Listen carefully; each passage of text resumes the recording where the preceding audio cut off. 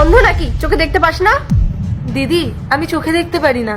আমার ফাইলটা না মনে হয় এখানেই কোথাও পড়েছে, একটু তুলে দিন না।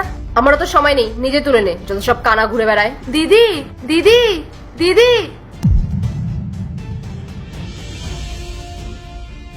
দাদা, এক্সকিউজ মি, বলছি আমার একটা হেল্প করবেন প্লিজ।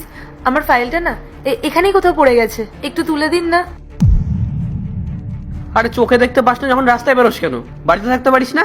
বেকার আমার ইন্টারভিউর টাইমটা নষ্ট করছে, জানি না কোত্থেকে চলে আসে এরা। দাদা, দাদা, দাদা। আরে দাঁড়ান দাঁড়ান দাঁড়ান, আমি আপনার ফাইলটা তুলে দিচ্ছি। এই নিন এই নিন, এই নিন ধরুন, উঠুন। থ্যাংক ইউ দাদা। আরে না না, এটা কোনো ব্যাপার না। আপনি কোথায় যাবেন? আমি এখানে একটা অফিসে এসেছিলাম ইন্টারভিউ দিতে। ও, এই তো অফিস। আমি ইন্টারভিউ দিতেই এসেছি, চলুন আপনাকে নিয়ে যাই। ঠিক আছে দাদা। চলুন।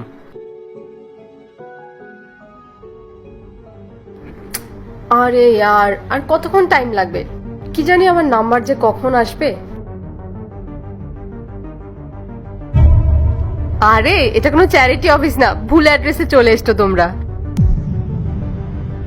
দেখ, মেয়েটা তো বসার সিটও খুঁজে পাচ্ছে না। আপনার পেছনেই সিট, বসে পড়ুন। কি জানি এত বড় অফিসে এরা কি করতে এসছে, মনে হচ্ছে দান চাইতে এসছে। আমি এখানে কোনো দান চাইতে আসিনি, আমিও আপনাদের মতো ইন্টারভিউ দিতেই এসেছি। ইন্টারভিউ?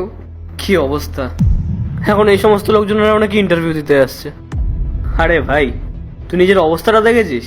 তোর না কোনো জামা কাপড়ের দোকানে কাজ করা দরকার, আর তুই এসছিস এত বড় একটা কোম্পানিতে ইন্টারভিউ দিতে। আর কি ড্রেস পরে এসেছে দেখ, মনে হচ্ছে কোনো গ্রাম থেকে উঠে এসেছে। কোনো ড্রেসিং সেন্সই নেই।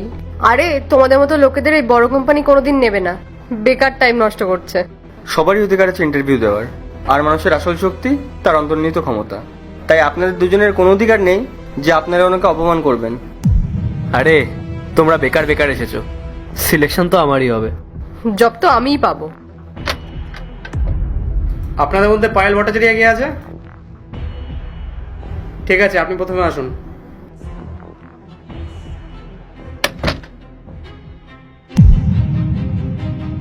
দেখ, যে নাকি একটা লাঠি সামলাতে পারে না, সে নাকি এত বড় একটা টাফ ইন্টারভিউ ক্লিয়ার করবে। এই জন্যই তো দয়া করে আগে ওকে ডাকছে, ওনারাও জানে যে ও ফেলই করবে। আপনি ওদের কথা একদম কান দেবেন না। আপনি যান, গিয়ে ইন্টারভিউ দিন, দেখবেন আপনার ইন্টারভিউ অনেক ভালো হবে। যান, আপনার ডান দিকে অফিস আছে। ঠিক আছে, থ্যাংক ইউ।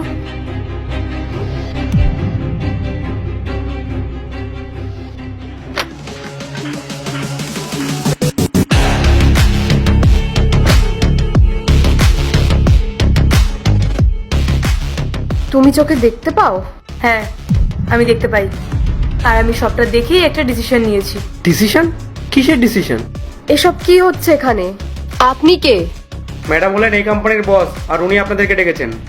ম্যাডাম, আপনিই বলুন কে সে যাকে আপনি সিলেক্ট করেছেন। এক মিনিট, ইন্টারভিউ কখন হলো?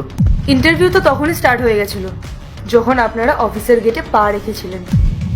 আপনি বলুন, আপনার নাম কি? আমার নাম মনোজ রায় ম্যাম।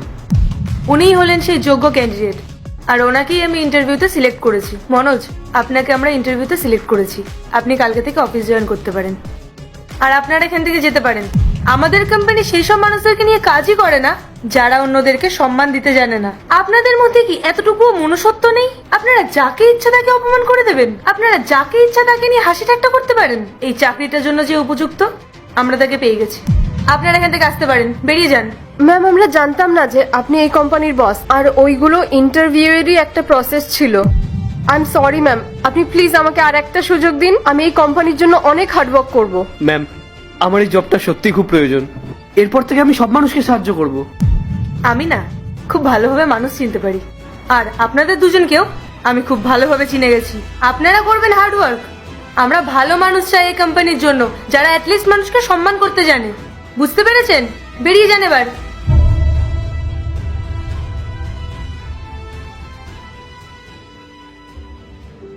মনোজ, আপনি কালকে থেকে অফিস জয়েন করতে পারেন।